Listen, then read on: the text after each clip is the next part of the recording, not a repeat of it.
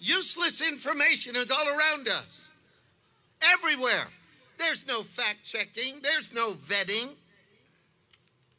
Today, Facebook revealed the results of its comprehensive examination of Donald Trump to see whether he should be reinstated or not. They didn't give us any evidence. They just said, well, he said some things he shouldn't have said. What were they? Well, you don't need to know that, because we're not a culture of information. We're a culture of filtered information that fills a narrative. Now look and follow me for a moment. One day, is anybody getting anything out of what I'm saying so far?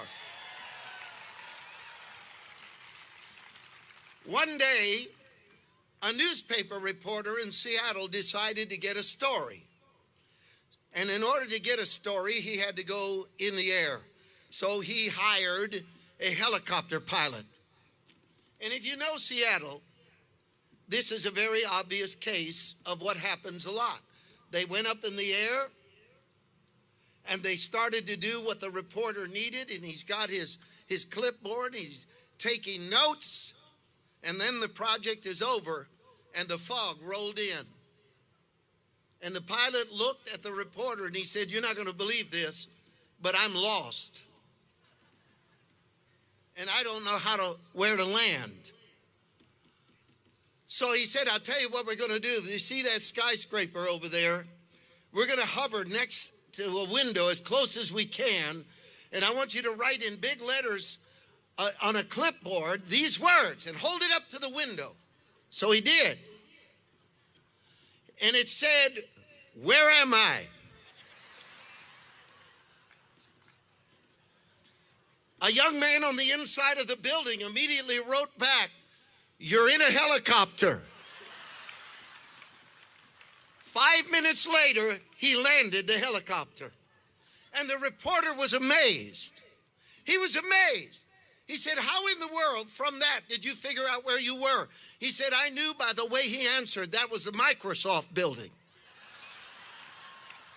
He said, because computer people give you information that's technically correct, but totally useless.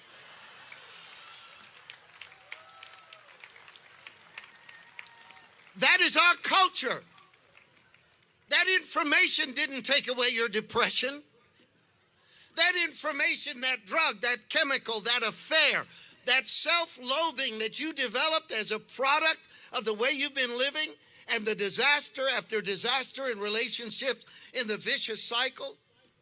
At what point do you finally say, "You know what, I'm living by useless information"? And the Bible looks at you and says, you're thirsty and you could have had water. And you're hungry and you could have had food. You could have had the bread of life that would turn your nightmare into a heavenly vision of peace and joy and direction. Oh, listen to me. I'm working on some real applause here. You could have known what you were born to do. You could have been the person you always wanted to be. You could have been a force for good instead of an incubated echo chamber of half cures, false answers, and dissatisfied living. Somebody better help me preach a little bit.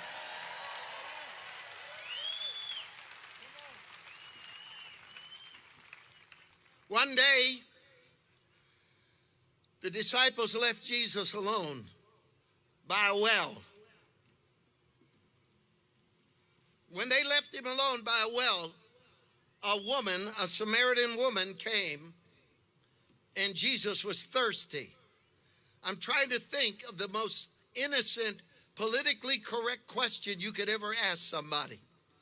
And it's this: give me a drink of water from the well, because she was drawing water from the well. She was angry, and instead of answering him, dropped the race card. Said, "Why are you, a Jew, talking to me, a Samaritan?" Which has everything to do with water.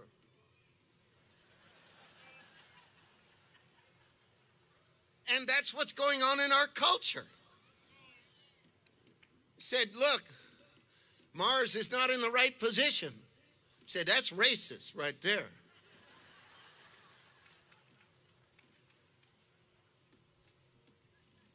And after a while, to defend it and to keep the narrative going, you drain your life. When you hate someone and you want to hold them down, you cannot hold them back without depriving yourself of a future. If we tell our children that racism is everywhere, we think that we're doing a noble task. We are not. We're making the world ugly and impossible to succeed in. You're cursing them. I'm going to amen myself on that one. Amen, brother. That was the truth right there. Anyway, I want to thank you for that.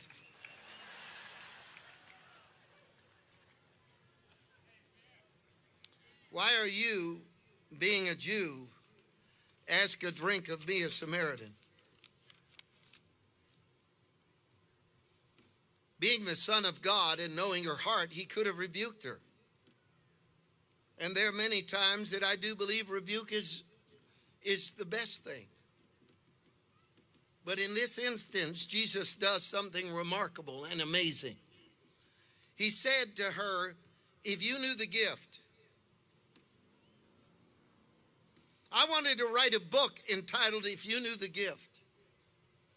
Because what he's saying here is one of the most astonishing things that Jesus ever said at any time, anywhere. He's looking in her heart and saying, let me tell you what's going on. You would be a Christian right now, except for the misinformation you have about the gift. In your pursuit of justice, in your pursuit of happiness, in your pursuit of racial equality, I say to the millennials this: quit listening to those devil-filled professors. And let me tell you the truth.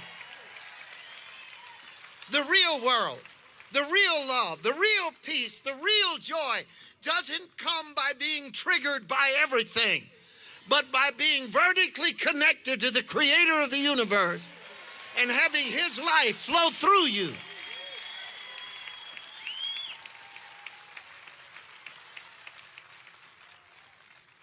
So Jesus diverted the conversation away from the controversy and says, if you knew the gift and who it is that asked you. Those are the two things that I'm praying to God tonight will happen on these grounds. Number one, that God will open your eyes to what Isaiah is saying. Here's the water, here's the wine, here's the bread, here are the nutrients of a complete life.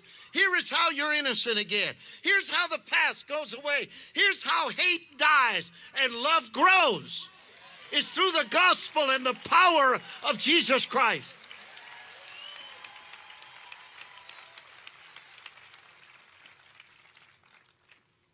Number one, he said, if you knew the gift, if you knew that the gift was not dead Sunday morning services, if you knew that the gift was not the perversion of a televangelist, if you knew that the gift had nothing to ever to do with either one extreme or another, but it has everything to do with the power for your inner hunger and confusion to be solved and healed. If you knew the gift and who it is that asked you, that's the second thing I want. I want you to know Jesus. I want the portrait of him. That sunken cheek plastic statue on the dashboard of a car is not the King of Kings and the Lord of Lords. He is not cheap. He's not angry. He is not hateful. He is filled with power and love and light, and is the most amazing person you will ever know in your life.